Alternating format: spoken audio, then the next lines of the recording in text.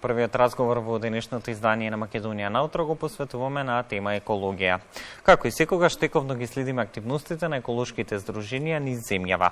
Здруженијето на граѓани за заштита и унапредување на животната средина Екологика од Скопје во рамки на проектот Велоучилишта реализира активности за поставување на едукативна велопатека со цел подигнување на свеста и едукација на учениците за безбедно користење на велосипедот како превозно средство. Ова утро Никола Нешковски од Здруженијето Екологик гостин во студиото 3 на Македонската телевизија. Добро утро и добро дојдовте. Добро ве најдов. Благодарам за тоа што ја прифативте нашата покана. Спомена во најавата, најновата во низа активности во рамки на проектот за велоучилишта е поставувањето на едукативната велопатека. На почеток би сакал да ги запознаеме гледачите за што точно станува збор. Јас мала корекција само да направам. Не е проект, туку е програма, образовна програма е велоучилишта. За што станува збор? Долго време веќе планиравме некаде низ Македонија да поставиме некој тип на едукативна патека на тема велосипедизам. Мистава е наменета за родители и деца. Истата ќе се намести, да речеме, ќе се постави во Источна Македонија, во Пехчевскиот регион, и тоа би требало да заврши официјалното поставување и пуштање на таа патека за користење во наредниве неколку недели. Така. Која е целта на поставувањето на оваа велопатека кај нас и дали е прва од ваков вид во Македонија? Со второто прашање ќе почнам. Да, од ваков тип е прва патека во Македонија. Идејата е да се зголеми интересот за велосипедизам и кај деца и кај родители. Меѓутоа, од друга страна е и да правилно се користи велосипедот и правилно да се однесуваме кога возиме велосипед, од аспект на безбедност, од аспект на исхрана, од аспект на правилно возење по различни терени, нагоре, надолу. Се си има одредена техника, тоа се базични чекори кои ги представуваме кај децата и родителите, меѓутоа тоа се оние работи кои фалат, да речеме, на возачи почетници. И тоа е зашто многу ретко се зборува кај нас, барем кога е во прашање велосипедизмот. Ќе говориме подетално за овие аспекти на прашањето нешто подолу во разговорот. Би сакал сега да им откриеме на нашите гледачи какви содржини ќе понуди оваа велопатека и зошто се од големо значење, особено за најмладите. Во поглед на содржините, фокусот е ставен на неколку категории. Како што спомнав, одиме со безбедност во планина, односно при возење на планински велосипед, каде што почнуваме со моментот на ставање на кацига и носење на кацига. Бидејќи често сме приметиле дека одреден број на деца носат кацига, меѓутоа истата е несоодветно поставена на нивната глава, што е исто како да не носат кацига. Така да тука имаме некои совети како се мести кацига. Продолжуваме со начин на исхрана, што и како треба да се земе во ранчето, односно за планинарска авантура, кога се работи за кратка тура, средна тура, долга тура, бидејќи често се занемарува и тој факт, нели, од поглед на течност и од поглед на соодветна храна, дали ќе биде тоа шекери, соли и така натаму. Децата и родителите знаат често да ги занемарат и после тоа за време на самата авантура имаме проблем каде што детето не може да вози веќе едноставно. Продолжуваме со учење на велосипедски делови, што исто така битен момент од аспект на тоа дека тоа ме води кон следниот чекор, после тоа и базично одржување на велосипедот. Што исто така многу битен момент, бидејќи најпросто кажано ќе ни се дупне гума на планина. Или ќе го туркаме точекот до дома, или ќе си ја смениме гумата и ќе продолжиме со возење, што не е ништо страшно во самата ситуација, така да опфаќа доста битни аспекти оваа патека. Се надеваме дека ќе им користи на многу луѓе, бидејќи прво од едукативен карактер, а второ самата патека е прилично лесна и интересна за било каков тип на возач, на велосипедист. Едукацијата за велосипедско нагодување, тука е правилниот начин на исхрана при возење велосипед, велосипедската опрема, оно што го споминавте, што да се конзумира, како да се смени дупната гума е нешто за што децата ретко имаат можност да слушнат или пак да им се обрне повеќе внимание на овие теми. На кој начин вие ќе се обидете да ги доближите овие теми и прашања токму до нив? Тука ние користиме програмата. Баш програмата Велоучилишта, каде што во основните училишта низ Македонија во моментов имаме активни членки 162 основни училишта, со тоа што на начин интерактивен, забавен и теоретски и практичен им ги доближуваме овие теми, со тоа што гледаме дека од година во година интересот расте кај децата, бидејќи првенствено тие имаат љубов кон велосипедот, само некаде во нивниот живот таа прекинува од X причини. Треба да се потикнат и да се мотивираат. Да. Меѓутоа тука морам да ги спомнам и наставниците од основните училишта, бидејќи без нив нели тие ни се линкот помеѓу нас и помеѓу децата, без нив нема да дојде знаењето до децата, така да една голема благодарност до сите нив. Пробуваме на најразлични начини да ја доближиме оваа тема. Еве последно нешто е велопатеката, претходно имаме одредени образовни програми кои ги вметнуваме во самите училишта, одредени активности, а исто така и одредени настани. Тука морам да ги спомнам велородео настаните, кои се многу популарни и на кои децата буквално учат не само за велосипедско нагодување, баланс и така натаму, туку учат и некои одредени морални вредности кои треба да се практикуваат во било кое време. Верувам дека со нетрпение ги очекуваат 2 пати во годината колку што ги организирате. Зошто е важно да се владеат токму овие вештини кои што пред малку ги споменавте, токму од најрана возраст кај децата? Фокусот нас е на два типа на вештини, едни кои се базираат на урбано возење, едни кои се базираат на офроуд, односно планинско возење. Патекава е поврзана чисто со планинското возење. Меѓутоа, бидејќи истата е поставена во близина на едукативен центар за животна средина, тој е во село Негрево, во близина на Пекчево, ние имаме и дополнителни содржини кои ги отстапуваме на самиот центар во поглед на безбедност во сообраќај. Бидејќи детето мора да дојде некако до центарот, ако не е донесено со автомобил преку родителите, при што мора да ги знае основните сообраќајни правила. Тоа ни е нас многу битно. Не само од аспект сега збориме на самата патека, нели, за да дојде детето од Пекчево да се исклучи по регионален пат до самата патека или од така наречени позадински патчиња, туку нашата идеја е да имаме што е можно повеќе деца кои безбедно возат од дома до училиште. Тука мора да ги знаат правилата, тука мора да знаат како и каде треба да се постават и на што да внимаваат во одредена сообраќајна ситуација. Да, со цел да бидат одговорни учесници нели во сообраќајот. Како овие едукативни содржини наменети за децата и за родителите ќе обезбедат развивање токму на онаа велосипедска свест кај децата? Преку работа, преку пракса. Она што цело време им го објаснуваме, им го сервираме, да речеме на некој начин во и надвор од училниците, гледаме дека има ефект. Гледаме дека се повеќе и повеќе и родителите внимаваат на тоа како ќе го пуштат детето, ако воопшто го пуштаат со велосипед, дали ќе му стават кацига, што е нагорен тренд, бидејќи во моментот во Македонија кацигата не е задолжителна, тоа е некоја друга дискусија дали треба или не треба да биде, меѓутоа се повеќе и повеќе гледаме дека децата знаат да си сменат нели гума, знаат да се однесуваат во сообраќај и така натаму. Наш фокус е децата над 10 годишна возраст за влез во сообраќај веќе. Тоа се некои закони во моментот што се во Македонија, меѓутоа од друга страна оние базични вештини се фокусираме на деца под 10 години, бидејќи според нас детето треба уште од градинка да почне да самостојно вози велосипед. Во моментот градинките не ни се вклучени, меѓутоа во иднина и тие ќе бидат, така да фокусот е од 6 години нагоре. Од она што вие што го имате како искуство до сега, колку децата кои почнуваат да покажуваат интерес токму за возење велосипед, ги имаат овие вештини за кои што станува збор токму во вашите активности?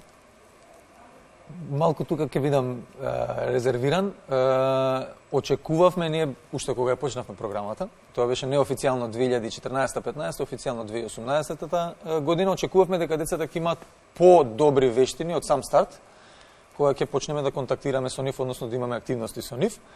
Меѓутоа не беше таква ситуацијата, да бидам искрен, односно оние баш моторички движења кај децата, приметивме дека се според нас барем на едно ниво поназад од што треба да бидат за нивната возраст. Меѓутоа, позитивната страна е дека дете како дете многу брзо учи, многу брзо се приспособува. И буквално после неколку серии на работилници детето веќе е во некоја многу понапредна фаза за многу краток период. Така да не го гледам како лош момент, меѓутоа малце зачудувачки од аспект на тоа дека очекувавме да бидат со малце подобри моторички способности. Оно што особено важно да напоменеме е дека во текот на вашите активности работите на стекнување на вештини знаења потребни за безбедно и ефикасно возење на велосипед, како во урбана, така и во рурална средина, токму кај децата. Да, баш така. Тоа на што го спомнав, тоа се должи на фактот дека ние работиме и со урбани средини, односно градови, и со села. Тоа уште на почетокот ни беше една дискусија која имавме со разни поддржувачи, зошто баш села. Па и тие деца возат точаци. И тие деца треба да дојдат од точка А до точка Б, дали било за училиште, дали за забава. Така да нашиот фокус е буквално независно од средината, независно од детето каде припаѓа и каде се наоѓа, нас не ни е битно тоа. Битно ни е и во урбан и во рурална средина да ја зголемиме безбедноста. И затоа баш во овој момент кога сме веќе кај рурални средини, во моментов почнавме да работиме на некои документи, ова е малце по административниот дел, со препораки за деца велосипедисти во рурални средини. Така. И сега, колку сето ова им е достапно на училиште на учениците, дали овие теми воопшто на некаков начин се застапени во наставните програми? Што велат вашите информации? Во наставните програми не баш, односно имаме некаква допирна точка со темата сообраќај према наставните програми. Меѓутоа, ние како во наставни активности ги сервираме овие теми, односно темата велосипедизам и се она што опфаќа истата. Значи, не збориме само за спорт момент, туку збориме нели безбедност во сообраќај. Така да, интензивно се застапени како во наставни активности, а многу набрзо веруваме дека ќе бидат и официјално внесени. Екологијата е секогаш високо на вашата агенда на делување како здружение. Велите, искуственото учење е многу важно, можеби најважно уште од најрана возраст. Главниот фокус на сите заеднички треба да биде кон заштита и зачувување на животната средина. Колку искуственото учење токму за овие еколошки теми се практикува во нашите училишта? Од кога почнавме, конкретно зборам за воведување на искуствено учење како, ајде да речеме по дефиниција, прилично многу. Со тоа што ова е веќе една друга тема со други програми кои ги работиме, меѓутоа е комплементарна нели со велоучилишта. Во изминатата година статистиките што ги правевме конкретно само за воведување на животна средина и климатски промени како теми преку метод на искуствено учење успеавме да опфатиме повеќе од 50.000 деца. Збориме на ниво на Македонија. Ова нема допирна точка, зборам, има допирна точка, меѓутоа не е директно поврзано со велоучилишта, меѓутоа над 50.000 деца беа вклучени во практични искуствени активности. Со оглед на тоа што веќе имате сериозно искуство по тоа прашање, покажуваат ли децата подобри перформанси во поглед на совладување на наставниот материјал од конкретната област, токму благодарение на ова искуствено учење? Дефинитивно да. Дефинитивно да, и тоа не е, да речем сега, некоја обзервација што ние сме помислили или што мислиме дека е така, туку тоа се базира на факти и на комуникација со наставници. Бидејќи кога работиме на било која тема, дали било велосипедизам или животна средина, комуникацијата со наставниците и фидбекот ни е од огромно значење. Што значи дека за секоја реализирана активност ние имаме комуникација со нив и гледаме нели што чини, што помалку чини во целата ситуација со цел да се подобриме со следната активност. Така да дефинитивно методот на искуствено учење, независно дали е животна средина, верувам и во други теми, си дава резултати. Сега за она што го споменавме претходно, во насока на промоција на велосипедот и здравите животни навики, уште од најрана возраст кај децата, реализирате токму програмата Велоучилишта и тоа во 29 општини и 138 основни училишта ширум Македонија, иако можеби бројкава во моментов е зголемена од овие официјални статистики, кои што беа достапни. Летното издание помина во јуни, следното е некаде во есенскиот период, ако не грешам. Да. Како течат подготовките за овој настан? Ова јуни беше малце преместено, обично е мај.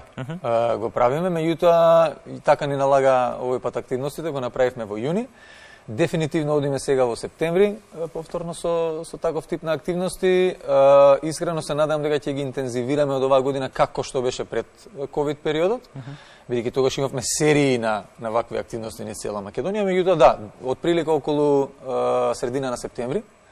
Така да тоа ќе биде еден настан дефинитивно во Скопје, друг настан негде низ Македонија. Ќе одредиме локацијата наскоро, меѓутоа да, се спремаат интересни убава и позитивна вест за сите оние кои што со нетрпение го очекуваат токму овој настан. Ако по нешто се издвојуваат овие велородео настани кои што ги организирате, тоа се оние едукативни игри на теми поврзани со заштита и унапредување на животната средина, одржлив развој, но и велосипедизам. Успевате ли на ваков начин да им ги доближите токму еколошките теми до младите? Полесно ли се допира до нив токму преку овие едукативни игри? Преку игра дефинитивно, преку забава дефинитивно, фактички и тоа е дел од искуствено учење. Ние го користиме за време на велородео, нели главниот момент на настанот е велополигонот, кој се состои од 20 на 25 различни вежби кои се подновуваат секоја година. Меѓутоа во моментот кога детето не вози, кога одмара, ние сакаме тој период да го искористиме и да го едуцираме на тема животна средина, климатски промени, одржлив развој и така натаму, така да преку игра, преку забава, преку некои интерактивни содржини ги вклучуваме и децата, но и родителите.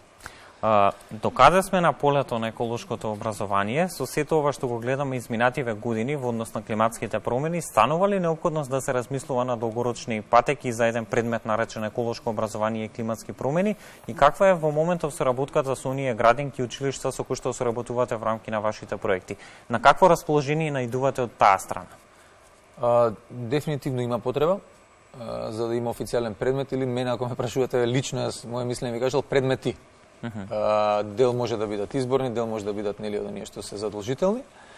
Така да потребата ја има, расположението исто така, бидејќи во оваа измината година со оние 50.000 дечиња со кои сме работеле и многу наставници и воспитувачки од градинките, гледаме дека имаат потреба за ваков тип на образование, меѓутоа и дека им одговара начинот на кој тоа се одвива.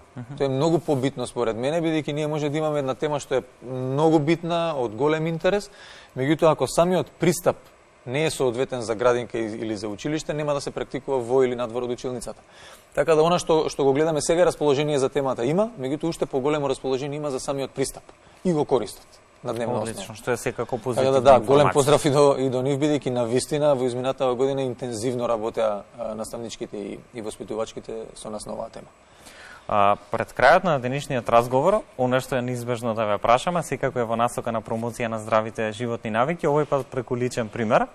Имено вие сте еден од првите македонци кои што заедно со Илија Деревјов и Лазо Миновски со велосипед се искачивте на Дамавант, заспан вулкан во Иран и највисокиот врв во оваа земја и во Западна Азија. Какво е чувството по еден таков подвиг и задоволни ли сте од исполнувањето на оваа ваша цел? Дефинитивно. Тоа во изминатите години не стана некоја како, ајде да речеме, пасија да пробуваме да искачуваме одредени планини што се помалку достапни за велосипед. Што тоа значи дека се одвива се комбинирано, нели, носење на грб, туркање и возење.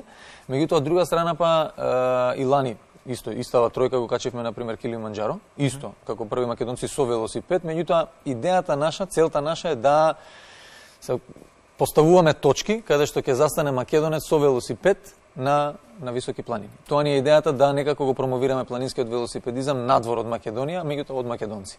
Тоа За сега одлично ви оди, ја имате секако нашата поддршка. Никола, благодарам за одвоеното време и гостувањето во македонската телевизија. Знам дека периодов имате полна агенда со настани и активности. Екипата на Македонија наутро, како и секогаш ќе ве следи и секогаш е тука за промоција на она што се нарекува искуствено учење за животната средина, како и промоција на велосипедизмот како најеколошки и најздрав начин како на транспорт, така и на рекреација. Фала многу.